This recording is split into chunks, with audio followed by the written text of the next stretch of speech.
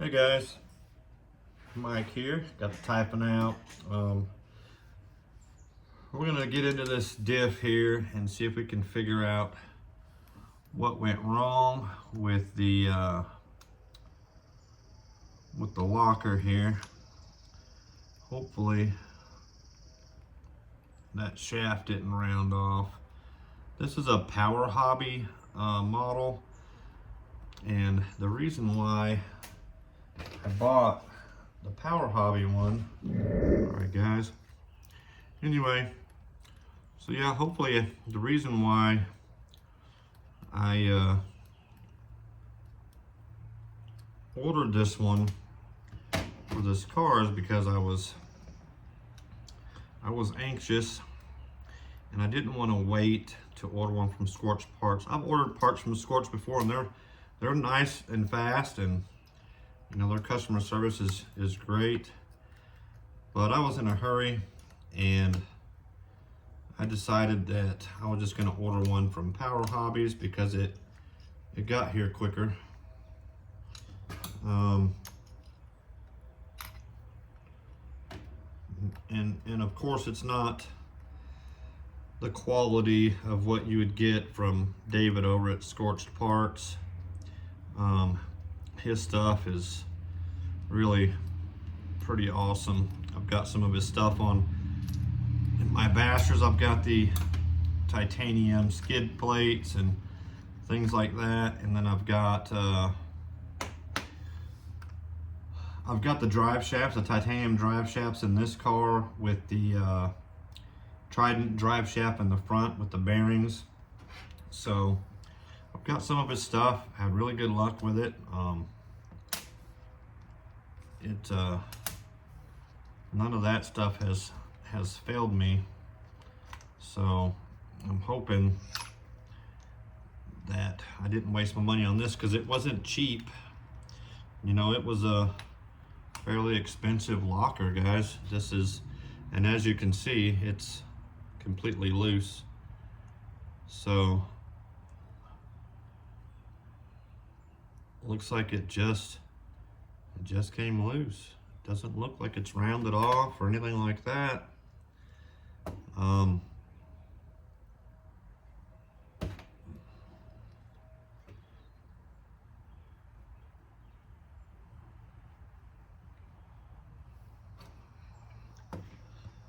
gonna try to get this dude out of here so I can put some more Loctite on there. That's what it was, guys. It's not rounded off, but it felt super tight on there. Now here's, I've got blue Loctite. I may just have to use the blue because I don't see my red. What I've done with it.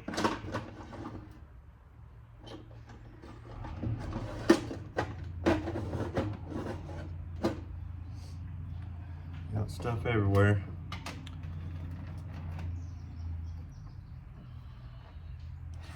I'll check all these other ones over here to make sure that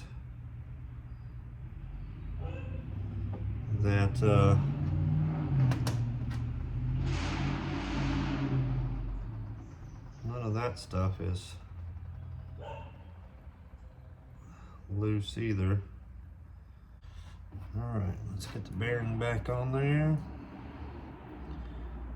She's still good. And I've got a tad bit chewed there, guys, but it is still flat, so. Okay, guys, I'm gonna stick it back in there.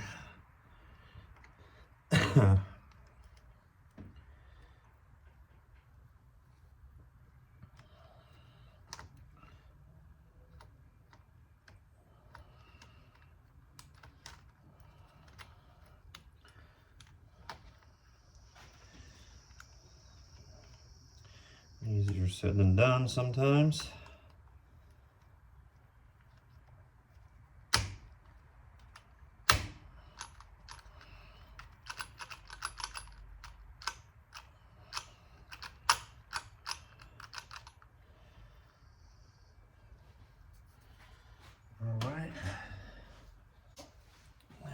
edges. I'm gonna see if we can use some of this silicone grease here. Stick in there.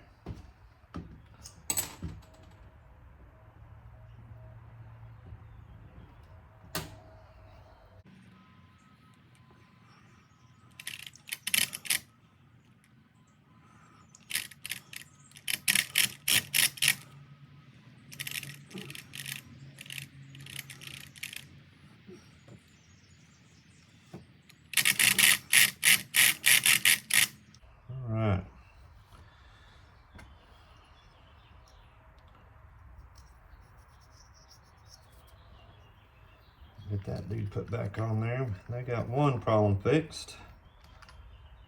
Which that was really the main problem I think I was having with it going straight or not wanting to go straight. Anyway, was that.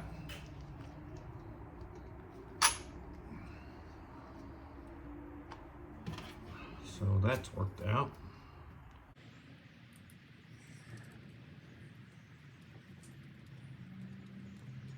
And then we'll work on these other ones.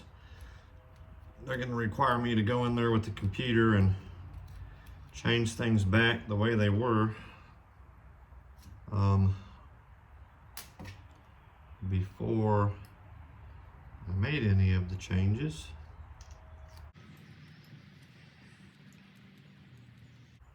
So that'll fix that hopefully too.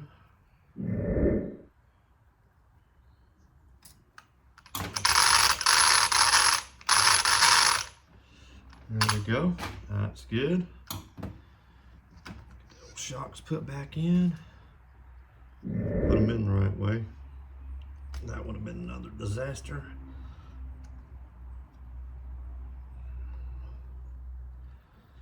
I don't know why sometimes it's so difficult to make this pin go back through.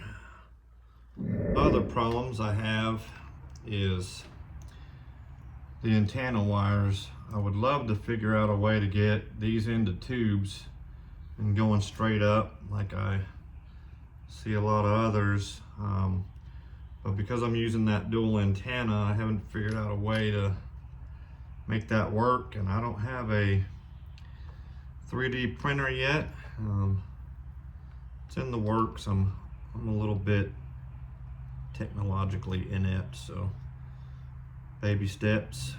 I'll get there eventually, hopefully. We'll get there. We'll get there one day.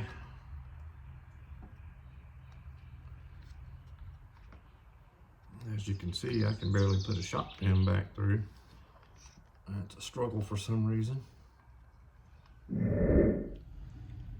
Really struggling this afternoon with the easy stuff.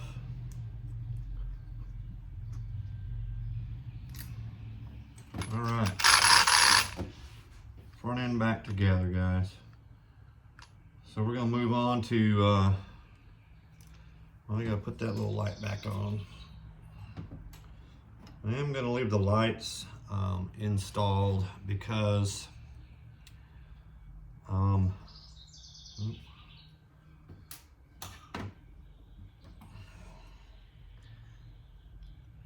they really do help me see the car when it's way down the road. But another thing Mitchell and I talked about was maybe getting its own power supply. It just uses these little JST style plug like this here, little red plug.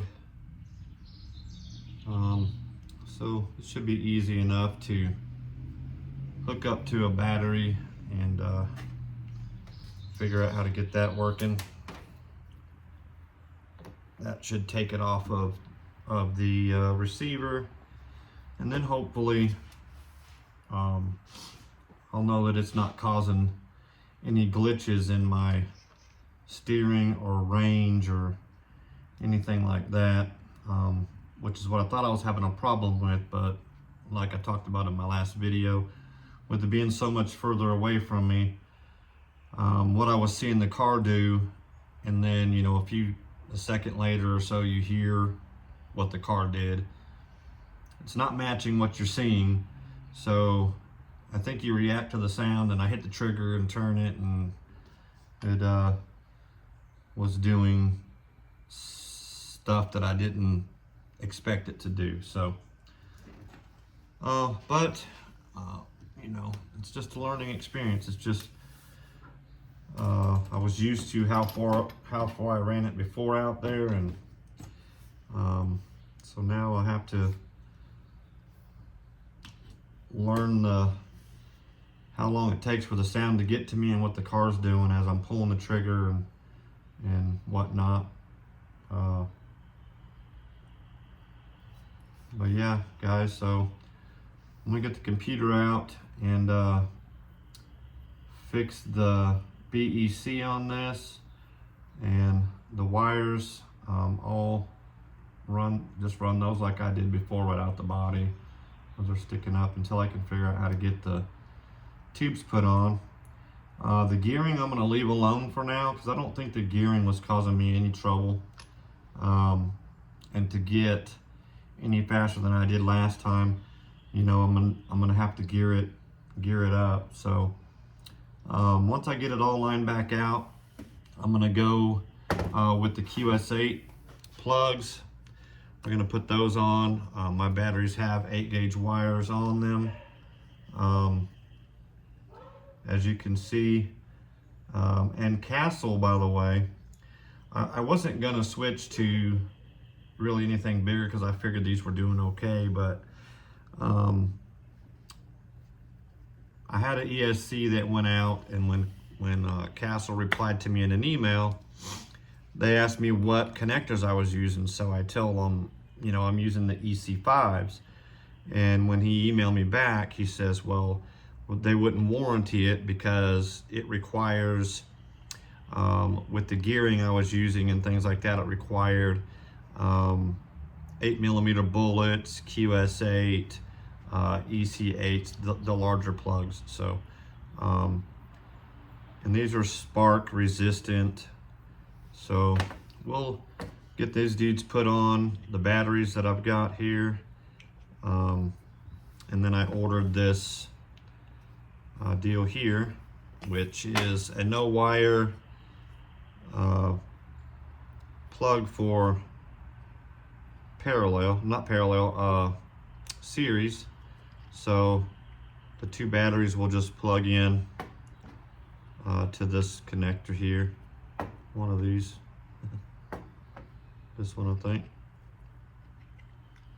So yeah, we'll have two plug in there, and we'll be good. But that's a good tight seal on that dude. So anyhow, that'll be good when we get that going. Yeah,